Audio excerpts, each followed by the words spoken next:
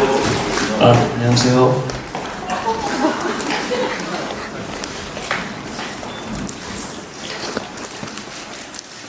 네, 안녕하세요. 반갑습니다.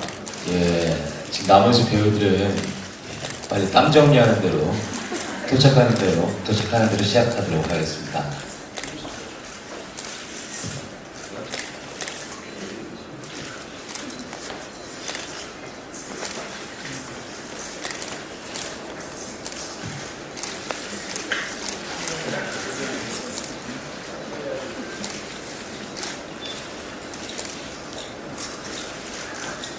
사회자님, 사회를 좀 봐주십시오. 사회자님.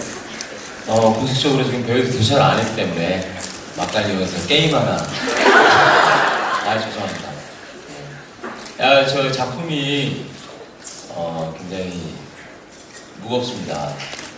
슬프기도 하고 아름답기도 하고 무거운 작품이기 때문에 관객과의 대화 시간만큼은 조금 밝은 분위기로 하고 싶은데 괜찮으시죠? 네. 관객과의 대화 시간까지 우울하게 보이면 오늘 하루가 계속 우울해질 것 같아가지고 조금만 기다려주시면 감사하겠습니다. 왜 우리를 먼저 이렇게 나가라고 갑자기 빨리 나가라 그러셔가지고 아직 준비가 그럼 화장실 급하신 분들은 잠깐 갔다 오셔도 될 것 같은데? 정말 급하신 분들은 나오는데 한 몇 분 정도 걸릴 것 같아서요. 안 급하시구나. 저희 극장이 이제 시간상 많은 시간을 할애할 수가 없어가지고 우선 저희 오늘 저번에는 그 경매 이벤트 할 때는 이제 저희 박유덕 배우가 참석을 못했는데 지금 오늘 같은 경우에는 김태훈 배우가 일본에서 지금 열심히 엔화를 벌고 있습니다. 그런 사정으로 오늘 김태훈 배우는 아쉽게 참석을 못하게 됐습니다. 드디어 나오나요? 와!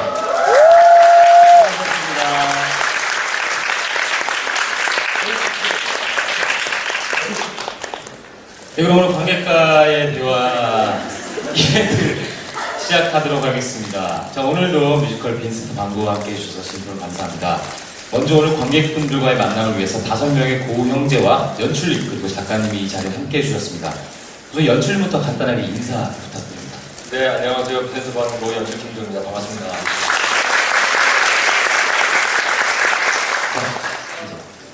네, 안녕하세요. 뮤지컬 빈센트 반 고흐의 테오 반 고흐 역할을 맡고 있는 서승원입니다.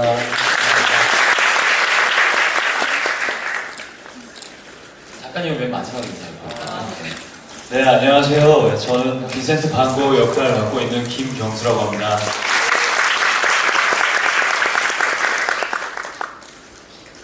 네, 저 역시 빈센트 역을 맡고 있는 김보광입니다.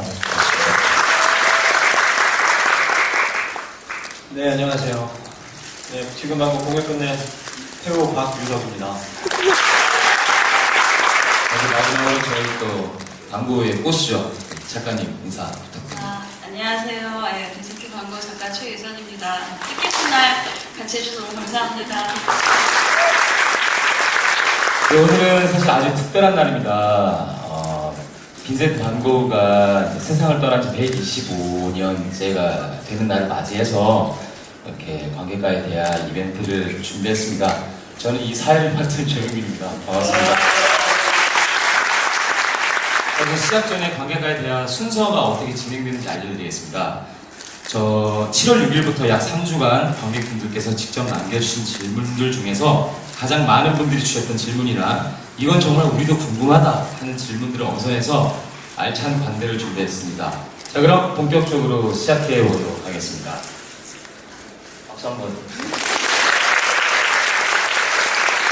우선 첫 시작을 함께 해주실 분은 당연히 우리 작품의 선장 김규정 연출님입니다.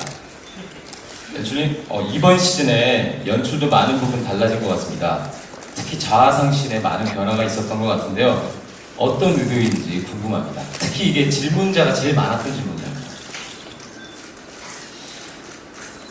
오늘 뭐 이 장면 이야기는 제가 아마 프레스콜 때로 그 어떤 뭐 기자분이 좀 궁금해하셨 하셔서 설명해드렸던 기억이 있는데 아마 그걸 뭐 찾아보셔도 뭐 이렇게 잘 보셨을 것 같아요. 근데 저는 사실 오늘 이벤트 제목이 관객과의 대화인데 그 늘 저희는 이제 무대 위에서 배우로, 조명으로, 이미지로 여러분들에게 하고 싶은 말, 고호에 대해서 하고 싶은 말, 우리가 고호에 대해서 느낀 것, 우리가 고호에 대해서 얼마나 감동하고 있는지 이런 것들을 다 계속 말을 해드리고 있는데 그래서 오늘은 사실 뭐 다른 분들은 이제 각자 뭐 지금이나 적당한 말을 해주시겠지만 저는 오늘 사실 여러분들의 좀 얘기를 많이 듣고 싶어요. 오면서 계속 그 생각이 들었어요. 여러분 얘기 듣고 싶다. 관객과의 대화인데 왜 우리만 말하지? 이런 생각이 좀 들더라고요. 그래서 여러분 얘기 많이 듣고 싶은데 혹시 지금 방금 전에 그 조영길 배우님께서 해주셨던 질문 그 자화상에 관련해서 혹시 질문하셨던 분 혹시 한번 잠깐 손 한번 들어봐 주시실까요? 제가 뭐 특별한 걸 시키지는 않기 때문에 예, 부끄러운 일 아닙니다 이거. 네, 혹시 뭐 그 질문 지금 굉장히 많은 분이 하셨다는데 누군가가 질문을 하고 떠나셨나요? 혹시 질문하신 분 계세요? 아무도 안 계시나요? 저는 이 장면을 어떻게 봤는지가 되게 궁금하더라고요, 오히려. 네, 제가 이 장면을 나름 뭐 이렇게 저렇게 고민하면서 만들었는데 사실 무대 위에서 그림을 그리잖아요. 그러면 그때부터는 그 그림을 어떻게 보실지, 어떻게 해석할지는 관객들이 몫이고 그것을 자기만의 해석으로 영원히 간직하는 게 굉장히 큰 행복의 기쁨이라고 생각이 되는데 제가 어떤 장면을 설명을 해드리고 해석을 해드리면 거기서 그냥 끝 혹은 내 생각과 다른 생각 혹은 내 생각과 맞는 생각 정도로만 이 그림이 그냥 정리가 되는 것 같아서 사실은 제가 뭔가를 이렇게 제 생각을 말씀을 드리는 게 어떤 큰 의미가 있나 싶긴 한데 여러분들의 생각을 좀 듣고 싶어요.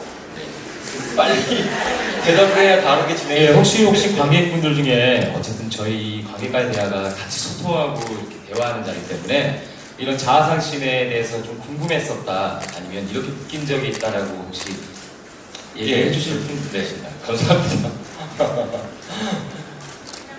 네, 들려요. 얘기해도 돼요. 네.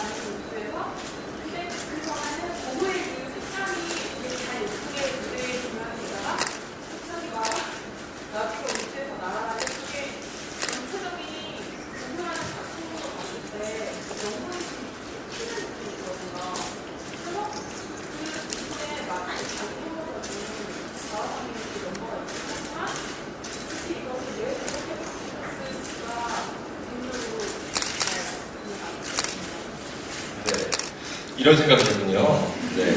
또 어떤 생각이 드신가요? 이거에 대해서 혹시 뭐 다른 생각을 가지고 계시거나 뭐 아니면 비슷한 생각인데 좀 이런 게 다르다 뭐 이런 거 혹시 생각 가지고 계신가요? 없으신가요? 예, 저희 남자분 빨간 상의 입은 남자. 혹시 성함 좀 알 수 있을까요? 네? 성함 좀 알 수 있을까요? 네. 네. 노기섭이라고 합니다. 예, 노기섭 씨. 네, 반갑습니다. 네, 반갑습니다. 다른 생각은 아니고요. 비슷한 생각인데, 저는 이제 자화상이라는 노래를 좀 좋아해서 이번에는 좀 기대를 했었는데 소문이 좀 바뀌었잖아요. 노란 나비로. 근데 굳이 자화상이라는 노래를 바꾸지 않고 추가해도 되지 않았을까 하는데 이 자화상 노래를 조금 깎고 이 노래로 바꾼 이유가 있나.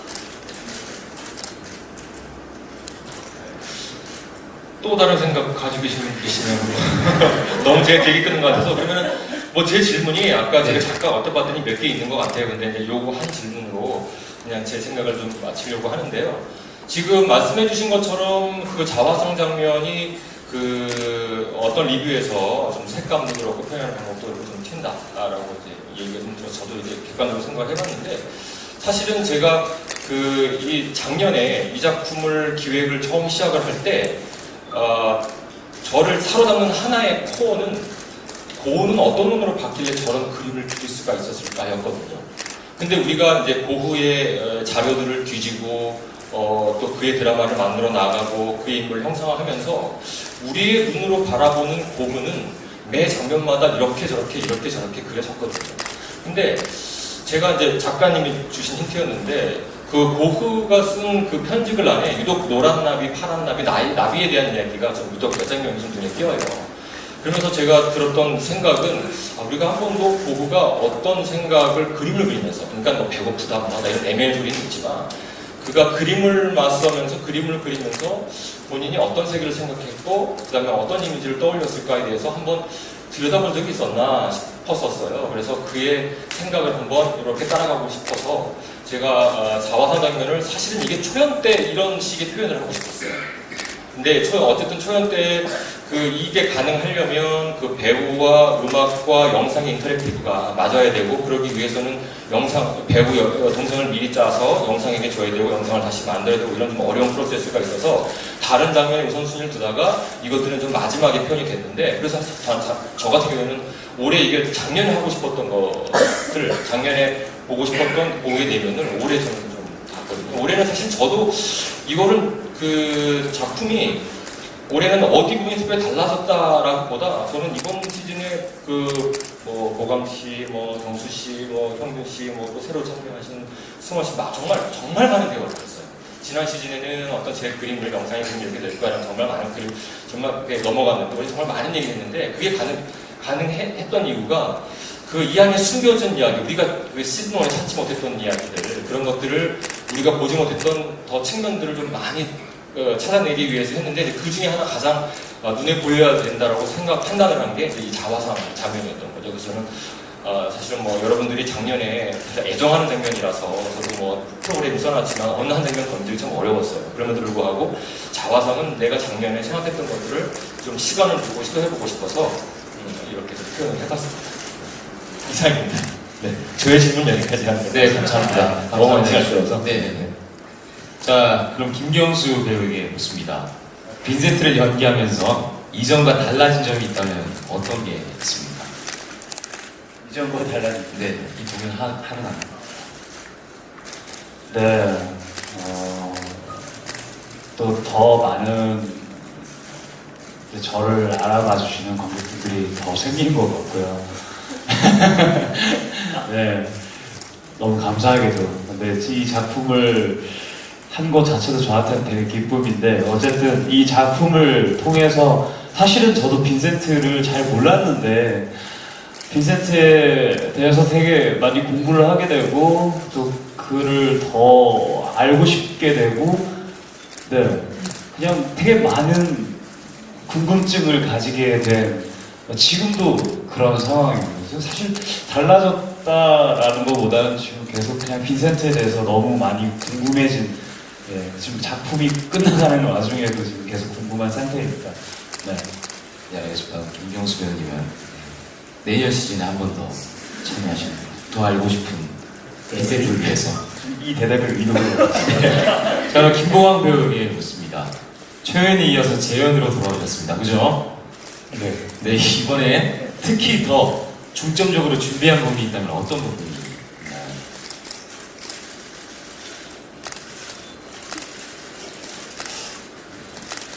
준비를 중점적으로 준비를 한 건 없는 것 같아요. 그냥 전체를 다 준비를 했지.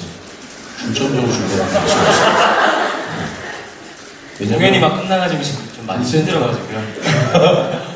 빈센트 당구라는 작품은 매번, 그러니까 매 회마다 첫 공연을 하는 것 같아요.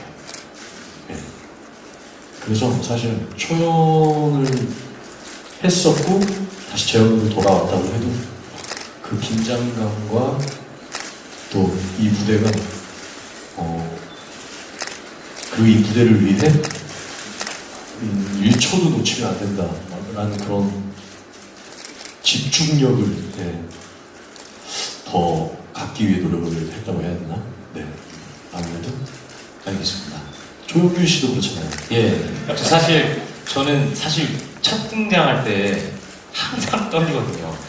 저 이제 다른 작품 할 때는 사실 긴장은 물론 하고 있지만 이렇게까지 긴장한 적은 없는데 아 내가 아직도 많이 부족한 배우구나, 아직도 긴장하고 있네 라고 생각하고 이제 보광 배우한테 물어봤는데 형도 긴장해야 된다 뭐 이런 얘기를 하더라고요.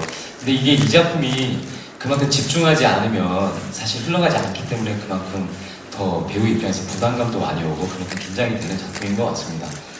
그러면 제가 조용히 씨에게 질문. 깜짝아. 네, 하겠습니다. 제 차례예요. 네, 알겠습니다. 질문 타임이에요. 아, 네, 알겠습니다. 그럼 빈센트가 네. 자기 자신과 가장 닮았다고 생각하는 부분이 있다면 어떤 게 있을까요? 아, 빈센트와 저랑요?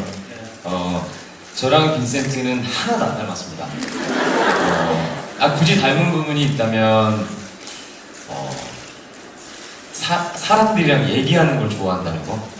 그리고 제가 외로움이 조금 생각보다 있어요. 예. 제가 외로움이, 근데 사실 저랑 비슷한 부분이 많이 없어가지고 연습 때 많이 힘들었었는데, 정말 제 안에 있는 외로움과 모든 걸 다 끄집어내면서 연습을 일부러 혼자 했고, 예, 그랬던 것 같은데, 사실 저랑 닮은 부분은 많이 없습니다. 저는 굉장히 밝은 성격의 소유자입니다.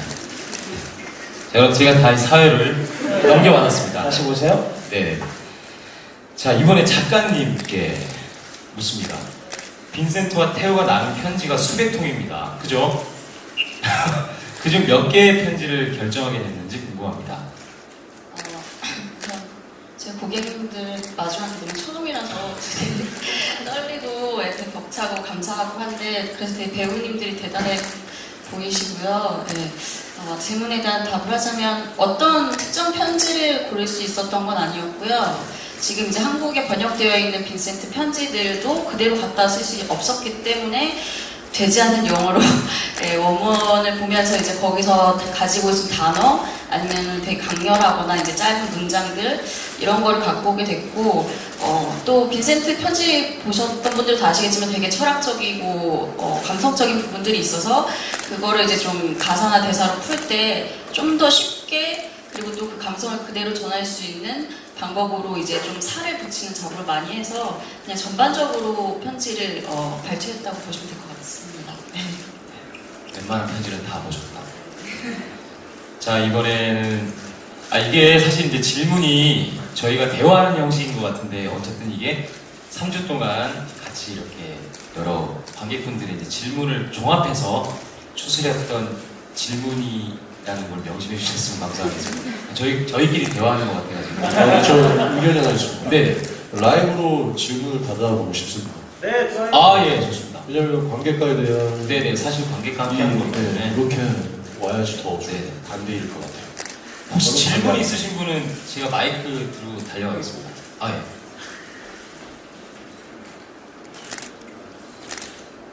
저는 궁금한 게 빈센트가 처음에 그림을 그릴 때는 평범한 사람들 막 농부들 수거하는 농부들 결실 그런 걸 주제로 많이 그렸잖아요. 근데 뒤로 가면서 빈센트가 정신병원에도 가고 발작도 일으키고 하면서 작품 활동은 굉장히 많이 하긴 하는데 여기 계신 각 분들께서 그때 빈센트가 그림을 그릴 때 어떤 생각을 하고 어떤 주제 의식을 가지고 그렸을까라고 어떻게 생각해 보셨는지가 궁금해요.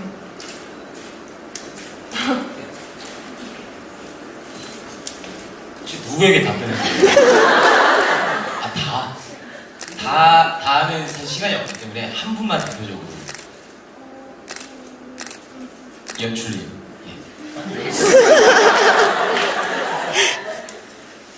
그 권투 선수가 9회 말 되면 작전이 없더라고요. 주먹이 날아오면 어떻게 피해야지, 이 상황에서는 어떻게 주먹을 날려야지, 그 작전이 없더라고요. 그 몸에 밴 대로 9회 말에는 권투를 하더라고요. 그냥 반사신경으로 몸에 배어 있는 거대로. 근데 지금 여러분들이 아주 좋아하시는 색감이 강하고 흐느적거리듯이 그림을 그린 그 화풍은 말씀하신 대로 마지막 정신적인 착란이 심하고 정신병원을 스스로 가겠다라고 본인이 찾아가는 그 시기의 그림, 거의 그 그림들이잖아요. 근데 그 시기에는 본인은 저는 생각해서 죽지 않기 위해서 그림을 그린다.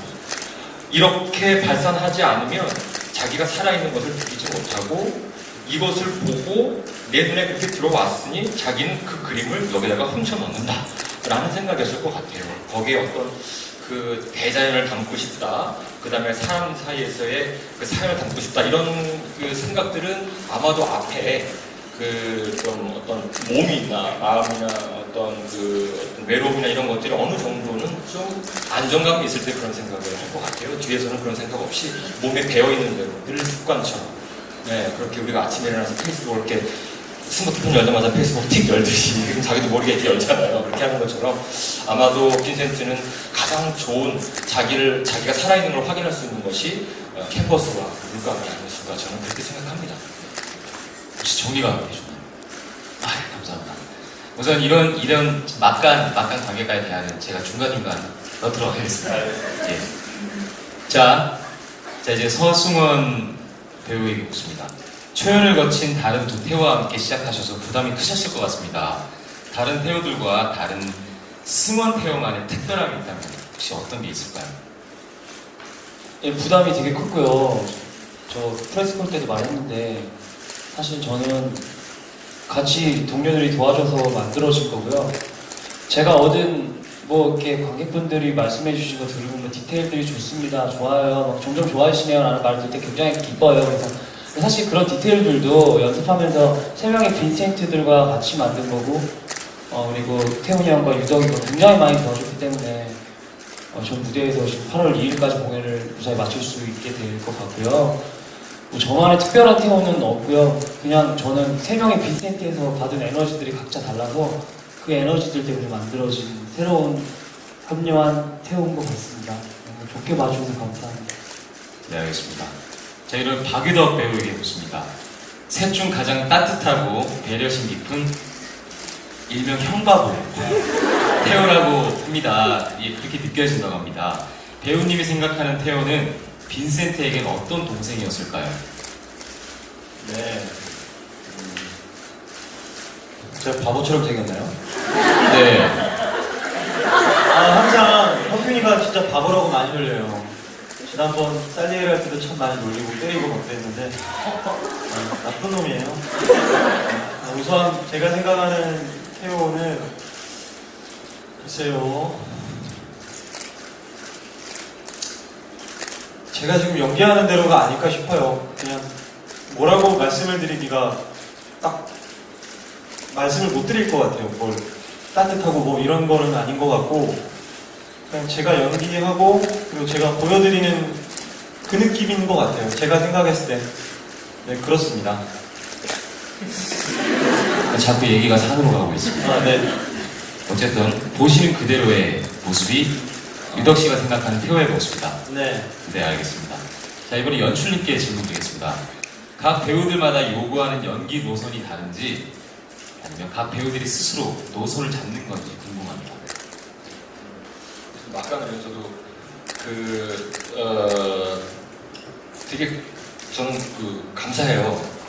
혹시 끝나고 매 공연 끝나고 제가 이제 모니터로는 저랑 눈이 혹시 마주치시면 저 그냥 집에 들어가기 허전하니까 혹시라도 맥주 한잔 하실 분들은 과감하게 제 로비에 있을 테니까 그냥 이 앞에 크림 맥주 되게 맛있는데 많이 비싸지도 않고 그러니까 그냥 저 있으시면 어렵게 생각하지 마시고요. 그냥 맥주 한잔 하시죠. 제가 몇 번 말씀드렸잖아요. 맥주 한잔 하자고.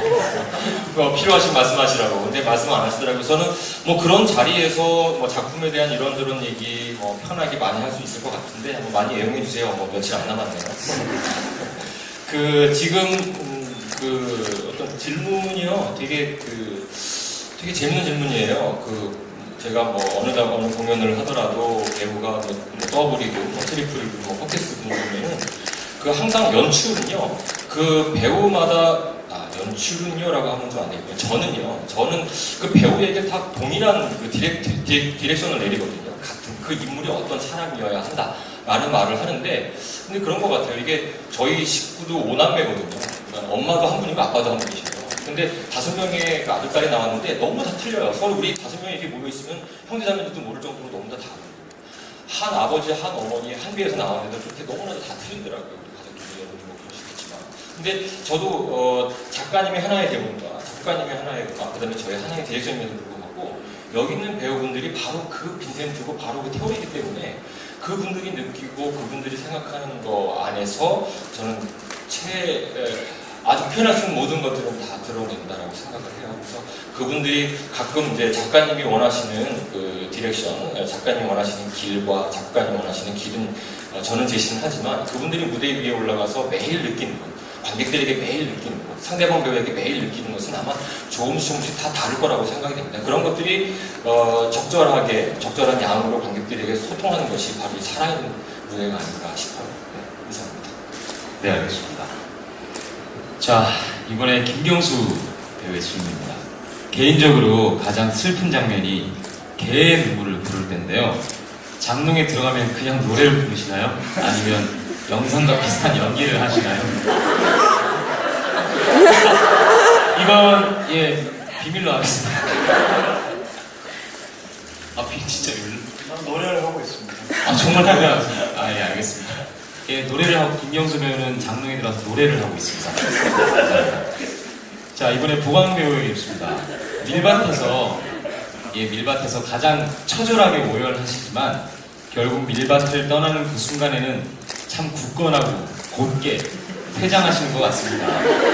그 순간 어떤 심경으로 걸어가시나요? 절대 굳건하게 퇴장한 적은 없습니다. 제 그냥 외적인 게 굳건해 보였어요.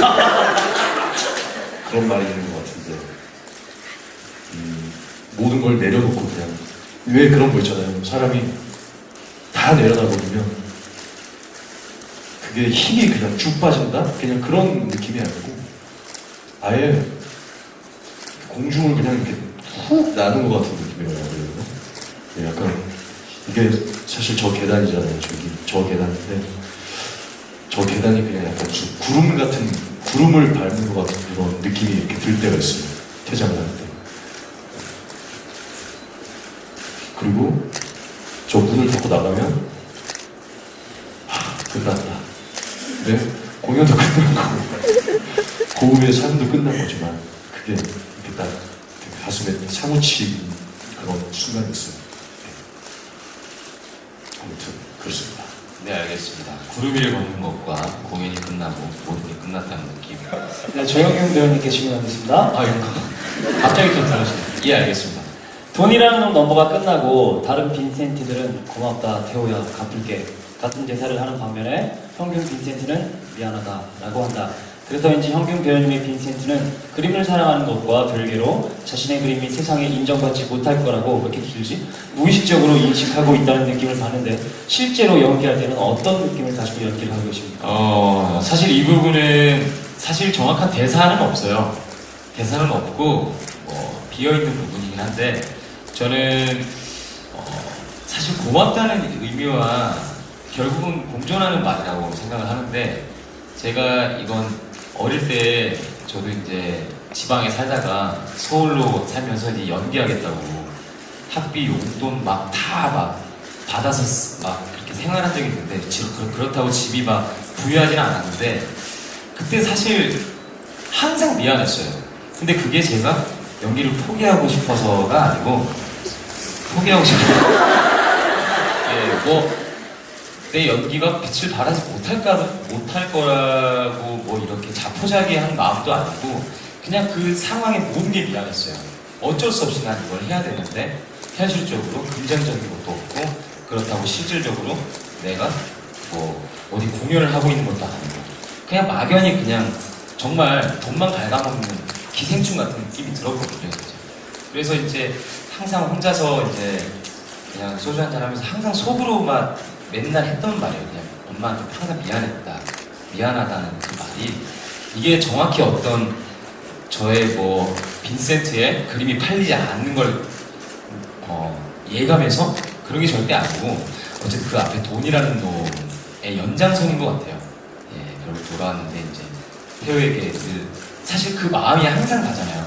거의 사라진 것들에서도 결국 진 같아서 오르고 그래서 실질적으로 편지 내용에서 봐도 태호가 결혼하는 시점에 이제 아기가 생기고 하면 더 이상 나한테 지원을 어떻게 해줘?